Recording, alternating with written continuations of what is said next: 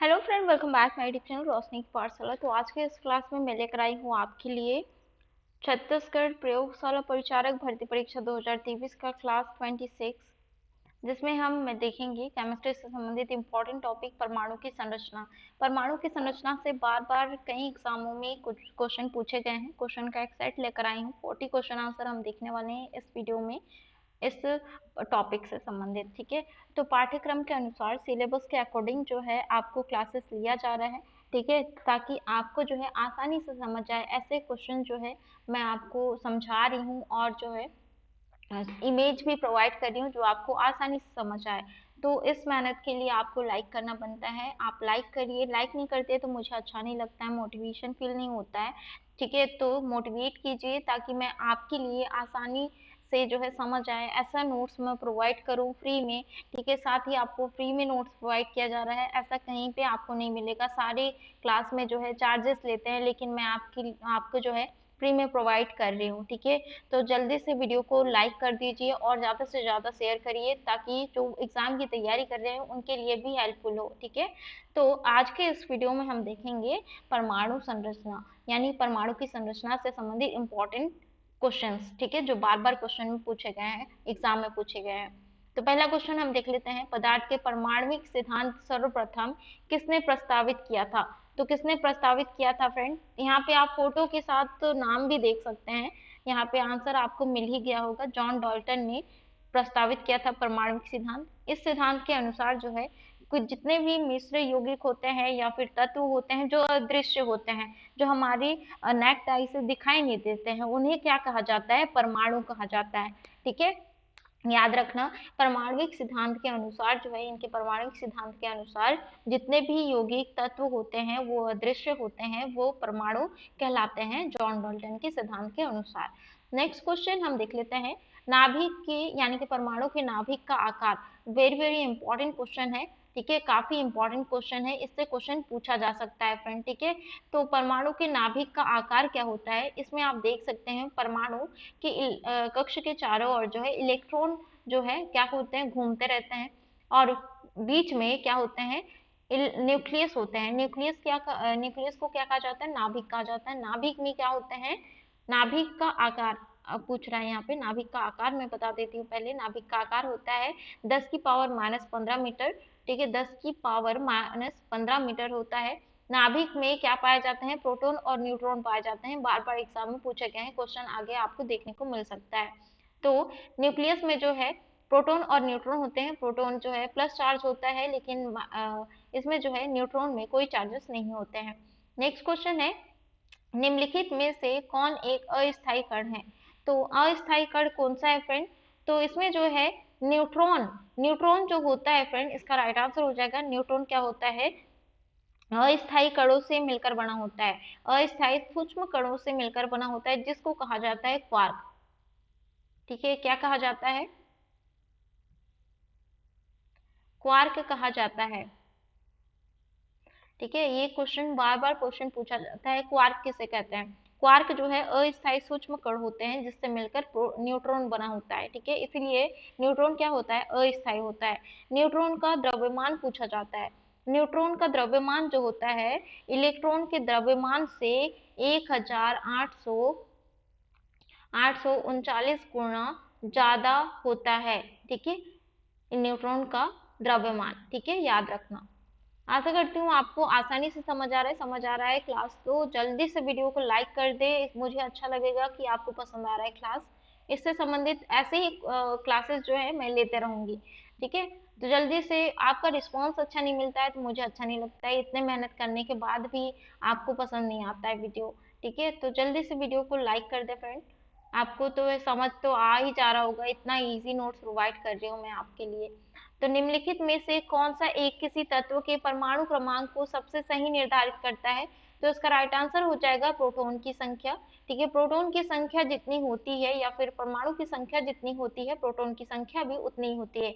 यहाँ पे हीलियम का एग्जाम्पल दी हूँ। ठीक है, हीलियम जो है आवर्त में दूसरा एलिमेंट होता है जिसका परमाणु क्रमांक होता है 2, और द्रव्यमान कितनी होती है? 4 होती है। द्रव्यमान क्या होता है फ्रेंड? प्रोटॉन और न्यूट्रॉन यहाँ पे दिख रहा होगा। प्रोटॉन और न्यूट्रॉन का योग जो है क्या होता है? द्रव्यमान की संख्या होता है, यानी कि आप जो है प्रोटॉन 2 देख सकते हैं और न्यूट्रॉन 2 देख सकते हैं। तो इसका योग क्या होगा, 4 होगा। तो 4 जो है इसका द्रव्यमान संख्या है हीलियम का। ठीक है, तो याद रखना। और यहाँ पे इलेक्ट्रॉन संख्या जो है, परमाणु क्रमांक जो है 2 है। तो प्रोटॉन की संख्या भी कितनी है, 2 है। ठीक है, तो सही निर्धारित करती है प्रोटॉन की संख्या क्या, परमाणु की क्रमांक को। ठीक है, याद रखना। आशा करती हूँ आपको आसानी से समझ आ रहा है। ठीक है, नेक्स्ट हम देख लेते हैं परमाणु के नाभिक में कौन से कण होते हैं। तो परमाणु के नाभिक में अभी मैंने बताया प्रोटॉन और न्यूट्रॉन होते हैं। प्रोटॉन जो है प्लस चार्ज होता है, न्यूट्रॉन में कोई चार्जेस नहीं होता। और प्रोटॉन जो है परमाणु क्रमांक को जो है सही निर्धारित करता है। ठीक है, यानी कि परमाणु क्रमांक जितना होगा, तो यानी कि परमाणु क्रमांक किसी एलिमेंट का 4 है तो 4 प्रोटॉन होगा, 8 है तो 8 प्रोटॉन होगा, 6 है तो 6 प्रोटॉन होगा, 7 है तो 7 प्रोटॉन होगा। ठीक है, तो याद रखना। नेक्स्ट हम देख लेते हैं निम्न में से कौन सा आवेश रहित कण है। तो अभी मैंने बताया था आवेश रहित कण कौन से होते हैं, न्यूट्रॉन होते हैं। न्यूट्रॉन में कोई चार्जेस नहीं होता है फ्रेंड। ठीक है, न्यूट्रॉन में कोई चार्जेस नहीं होता है। नेक्स्ट क्वेश्चन है परमाणु में कौन से मूल कण समान संख्या में होते हैं। अभी मैंने बताया था इलेक्ट्रॉन और प्रोटॉन जो है क्या होते हैं, इलेक्ट्रॉन की संख्या और प्रोटॉन क्या होते हैं, समान होते हैं, समान संख्या में। नेक्स्ट क्वेश्चन है सबसे पहले इलेक्ट्रॉन के आवेश का निर्धारण किसने किया था। तो मिलिकन ने किया था, जिनको आप फोटो में देख सकते हैं। मिलिकन ने जो है मिलिकन एक भौतिक वैज्ञानिक थे जिन्होंने जो है प्रथम विद्युत आवेश और फोटो इलेक्ट्रिक प्रभाव भी जो है इन्होंने दिया है। और उनके काम के लिए जो है विद्युत आवेश के लिए 1923 में, कब 1923 में इन्हें नोबेल पुरस्कार से सम्मानित किया गया है। किन किन के लिए, विद्युत आवेश के लिए और फोटो इलेक्ट्रिक प्रभाव के लिए सम्मानित किया गया है। काफी इंपॉर्टेंट है। ठीक है, याद रखना। नेक्स्ट हम देख लेते हैं एक इलेक्ट्रॉन पर कितने आवेश होते हैं। तो एक इलेक्ट्रॉन पर कितने आवेश होते हैं फ्रेंड। तो इसका राइट आंसर हो जाएगा -1.9 गुणा 10 की पावर -19 सी। यानी कि इसमें जो है इलेक्ट्रॉन की एक इलेक्ट्रॉन पर कितने आवेश होते हैं, -1.6 गुणा 10 की पावर -19 सी। सी का मतलब होता है यहाँ पे कुलम्ब। ठीक है, यहाँ पे जो है कुलम्ब होता है। यहाँ पे आप देख सकते हैं, आप नोट डाउन कर लीजिए, यहाँ पे क्वेश्चन पूछा जा सकता है। ठीक है, यानी कि यहाँ पे सी का मतलब क्या होता है, सी का मतलब क्या होता है, कुलम्ब होता है। ठीक है, याद रखना। नेक्स्ट हम देख लेते हैं रदरफोर्ड के प्रकीर्णन ने किसकी मौजूदगी को सिद्ध किया। तो रदरफोर्ड के प्रकीर्णन ने किसकी प्रेजेंस को सिद्ध किया है, यानी कि किसी परमाणु का, यानी कि उन्होंने जो है रदरफोर्ड ने पहली बार जो है उन्होंने सिल्वर फॉइल पर एक्सपेरिमेंट किया था। उन्होंने देखा था अल्फा कणों से जो है उन्होंने सिल्वर फॉइल की एकदम थिन लेयर जो है सिल्वर फॉइल लिया था, सॉरी गोल्डन फॉइल लिया था, जिसमें जो है उन्होंने एक्सपेरिमेंट किया था और उन्होंने देखा था कि उसमें जो है न्यूक्लियस होता है। तो न्यूक्लियस को जो है उन्होंने सिद्ध किया था। ठीक है, रदरफोर्ड की प्रकीर्णन ने जो है प्रकीर्णन के अनुसार किसकी मौजूदगी को सिद्ध किया था, प्रेजेंस को सिद्ध किया था न्यूक्लियस को। यहाँ पे ब्लू कलर में आप देख सकते हैं न्यूक्लियस को। और ये जो है जितने भी आप देखते हैं ये ऐसे ही टाइप के जो स्ट्रक्चर, ठीक है, ये जो है एटॉम रदरफोर्ड के एटॉमिक मॉडल होते हैं। ठीक है, याद रखना।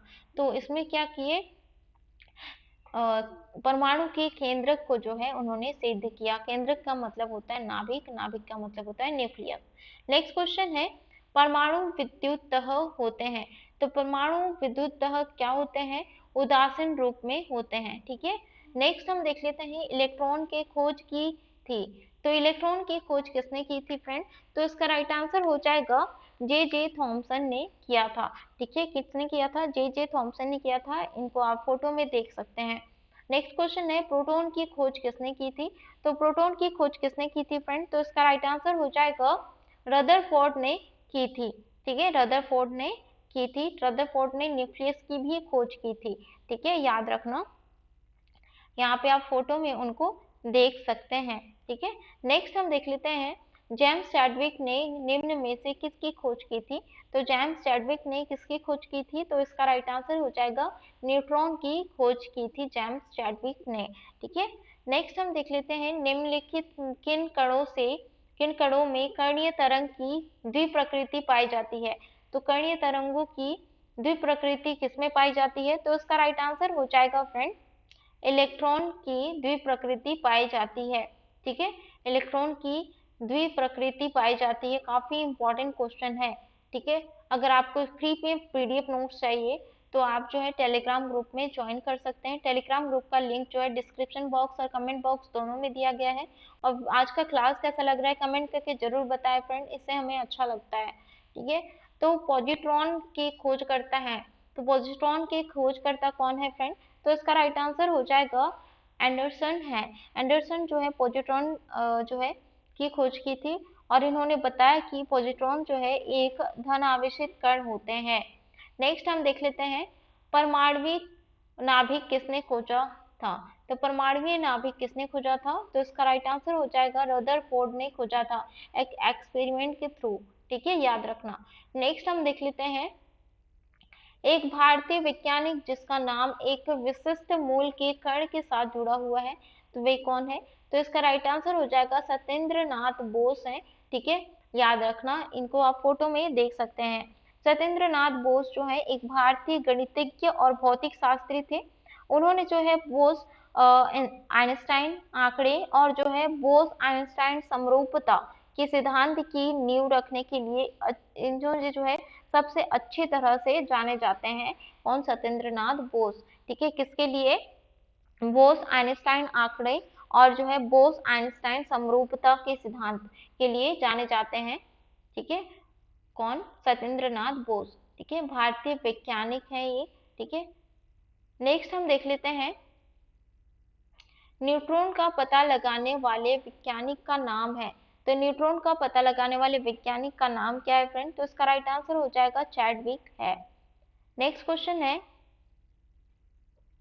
निम्न में से किस परमाणु के नाभिक में एक भी न्यूट्रॉन नहीं होता है?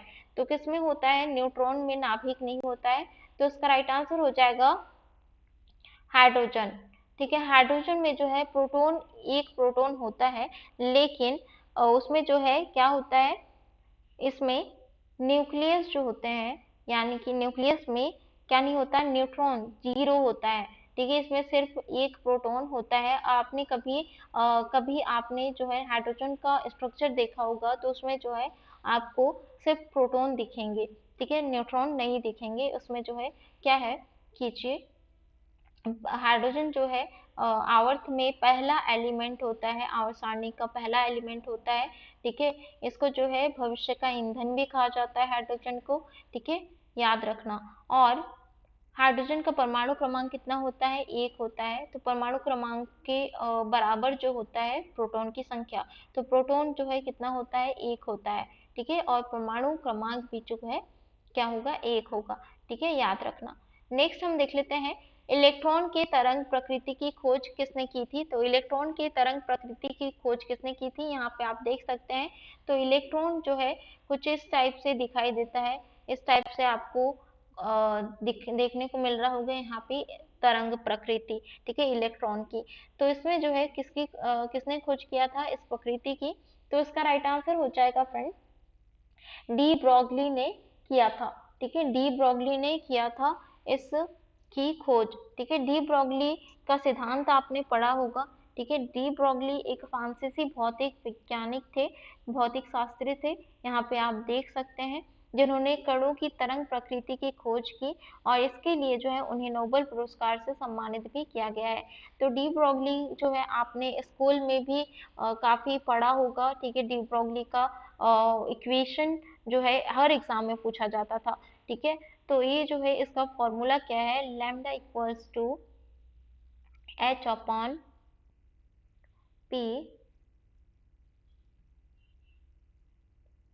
पी इक्वल्स टू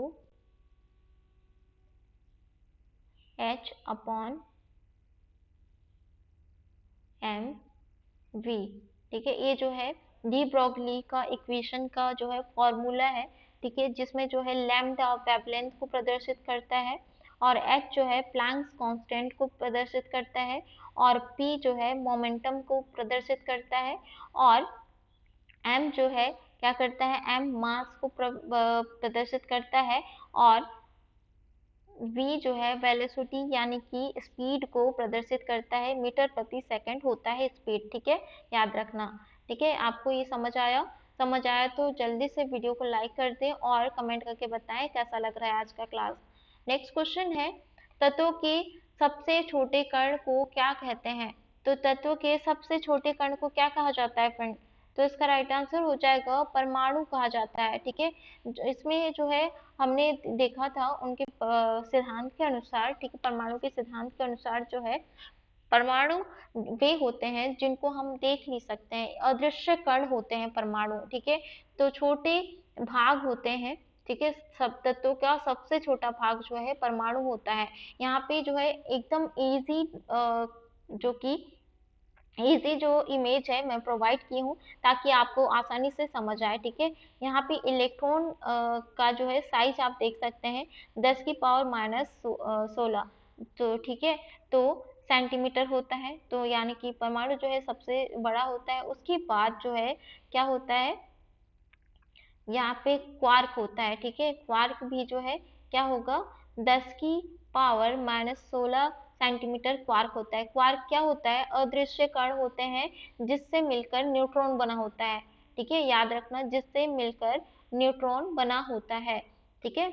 तो इसमें जो है और प्रोटॉन और न्यूट्रॉन की संख्या जो है मिलाकर जो है कितने होता है, 10 की पावर -13 सेंटीमीटर होता है। और यहाँ पे नाभिक नाभिक कितना होता है, 10 की पावर -12, लेकिन जो परमाणु होते हैं वो 10 की पावर -8 सेंटीमीटर होते हैं।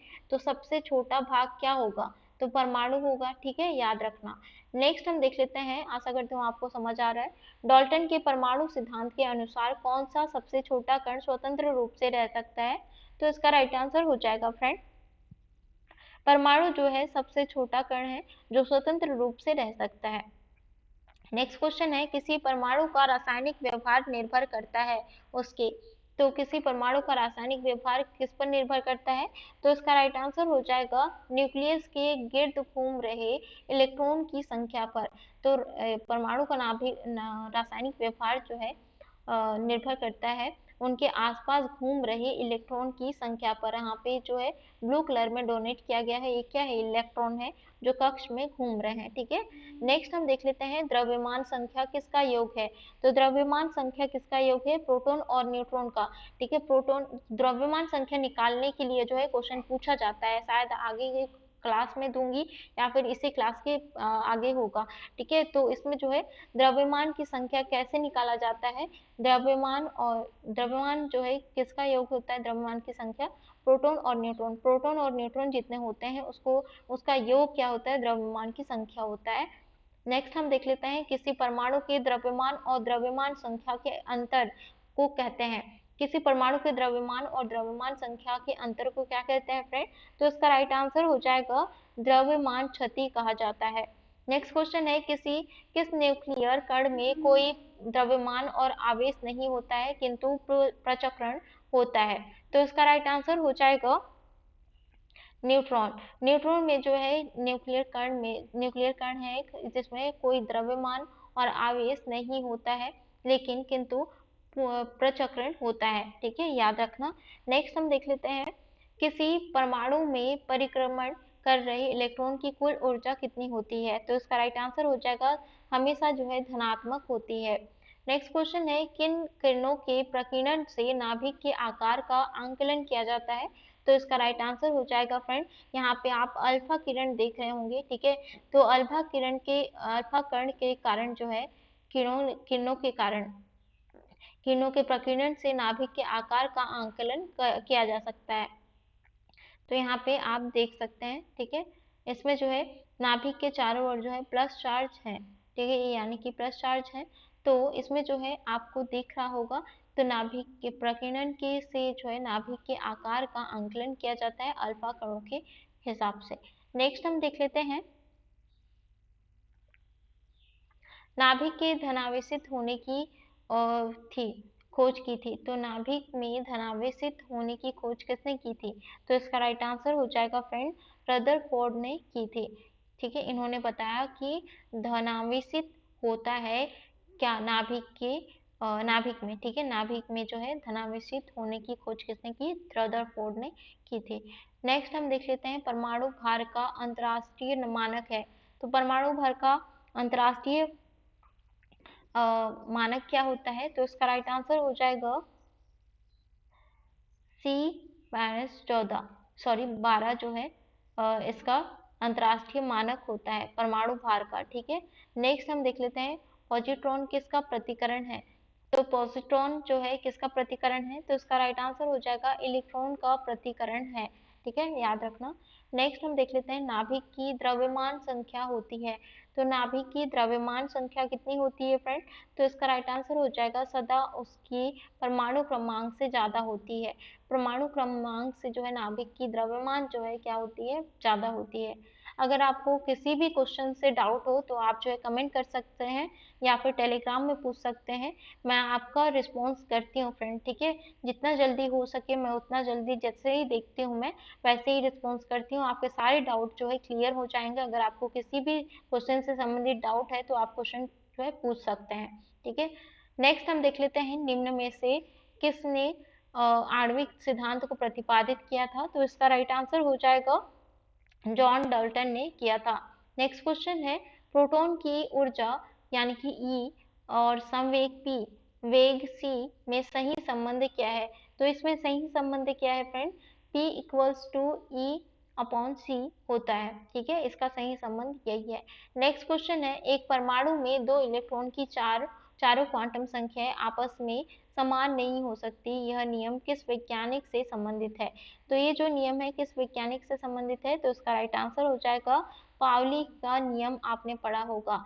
ठीक है, पाउली का नियम के अनुसार जो है क्या होता है, एक परमाणु में दो इलेक्ट्रॉनों की चारों क्वांटम संख्याएं आपस में जो है समान नहीं हो सकती।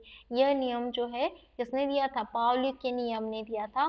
बार बार जो है एग्जाम में, यानी कि आपने पढ़ा होगा। ठीक है, क्लास में पाउली का नियम। ठीक है, नेक्स्ट हम देख लेते हैं रासायनिक तत्व के अणु के संदर्भ में चुंबकीय क्वांटम संख्या का संबंध है। तो किससे संबंध है? तो इसका राइट आंसर हो जाएगा अमाप से संबंधित है। नेक्स्ट क्वेश्चन है क्वांटम संख्या जो किसी कक्षा में अंतरिक्ष में अभिविन्यास की दिशा विनिर्दिष्ट करता है। तो इसका राइट आंसर हो जाएगा फ्रेंड चुंबकीय क्वांटम संख्या। चुंबकीय क्वांटम संख्या, द्विगंशी क्वांटम संख्या आपने पढ़ा होगा। ठीक है, इससे जो है क्वेश्चन पूछे जाएंगे। काफी इंपॉर्टेंट क्वेश्चन मैं लेकर आई हूँ आपके लिए, जो आपके एग्जाम के लिए काफी इंपॉर्टेंट होता है। किसी भी क्वेश्चन से आपको डाउट हो तो आप जो है कमेंट बॉक्स में या टेलीग्राम ग्रुप में आप पूछ सकते हैं, मैं डाउट क्लियर करूंगी। नेक्स्ट हम देख लेते हैं किसी तत्व के रासायनिक गुण निम्न में से कौन तय करता है? तो रासायनिक गुण कौन तय करता है फ्रेंड? तो इसका राइट आंसर हो जाएगा इलेक्ट्रॉन की संख्या तय करता है। ठीक है, रासायनिक गुण। नेक्स्ट हम देख लेते हैं किसी परमाणु के बाह्यतम कक्षा में कितने इलेक्ट्रॉन रह सकते हैं? तो कितने इलेक्ट्रॉन रह सकते हैं फ्रेंड? तो इसका राइट आंसर हो जाएगा किसी परमाणु में बाह्यतम कक्षा में कितने इलेक्ट्रॉन रह सकते हैं? तो इसका राइट आंसर हो जाएगा, देखिए इसमें जो है आपका जो है इलेक्ट्रॉन की बाह्यतम संख्या कक्षा में जो है निकालने की ज्ञात करने का जो है फॉर्मूला क्या होता है इलेक्ट्रॉन की संख्या का? 2n²। ठीक है, n बराबर क्या होता है? n बराबर 3 होता है। ठीक है, यानी कि n बराबर 3 है, मतलब यहाँ पे क्या है? 3 है। ठीक है, परमाणु की संख्या कैसे निकालते हैं मैंने बता रही हूँ। ठीक है, इसमें जो है क्वेश्चन पूछा जा सकता है। यहाँ पे n बराबर 3 है तो यहाँ पे मान सकते हैं आप 3 है। ठीक है, 3 का स्क्वायर करेंगे तो कितना होगा? कितना होगा? दो बार हम क्या करेंगे? गुणा करेंगे तो क्या होगा? 9 आएगा। 9 का हम क्या करेंगे? अब इससे गुणा कर देंगे। ठीक है, हम 2 से गुणा कर देंगे तो कितना होगा? 2 से हम 9 को गुणा कर देंगे तो 9 दूनी 18। ठीक है, तो 18 इसका राइट आंसर हो जाएगा। यानी कि किसी परमाणु के बाह्यतम कक्षा में कितने इलेक्ट्रॉन रह सकते हैं? 18 इलेक्ट्रॉन रह सकते हैं। ठीक है, तो आप जो है इस फॉर्मूला से आप निकाल सकते हैं 2n स्क्वायर। ठीक है, n का मतलब होता है n इक्वल्स टू 3। 3 का अगर स्क्वायर करेंगे तो जो है आप उसके बाद 3 का स्क्वायर करने पर जितना भी आंसर आता है उसके बाद जो है 2 से आप मल्टीप्लाई कर देंगे तो उसका आंसर आ जाएगा 18। ठीक है, तो इसका राइट आंसर हो जाएगा 18 रह सकते हैं। ठीक है, तो ये था आज का इम्पोर्टेंट क्वेश्चन आंसर। कैसा लगा आज का क्लास वीडियो? क्लास कैसा लगा कमेंट करके जरूर बताएं। वीडियो पसंद आया हो तो लाइक जरूर करिएगा और ज़्यादा से ज़्यादा लाइक करें, हमें अच्छा लगता है कि आपको समझ आ रहा है। और कमेंट भी कीजिए ताकि जो है मुझे समझ आए कि आपको समझ आ रहा है। ठीक है, और ज़्यादा से ज़्यादा अपने दोस्तों में शेयर करें जो इस एग्ज़ाम की जो है तैयारी कर रहे हैं, उनके लिए भी काफ़ी हेल्पफुल होगा। और साथ में फ्री पीडीएफ नोट्स भी प्रोवाइड कर रही हूँ। अगर आपको फ्री पीडीएफ नोट्स चाहिए इसका तो आप जो है टेलीग्राम ग्रुप ज्वाइन कर सकते हैं। टेलीग्राम ग्रुप में आपको इसका फ्री पीडीएफ नोट्स मिल जाते हैं।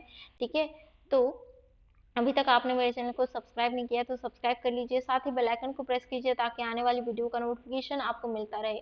ये मिलते हैं नेक्स्ट वीडियो में इंपॉर्टेंट जीके क्वेश्चन के साथ।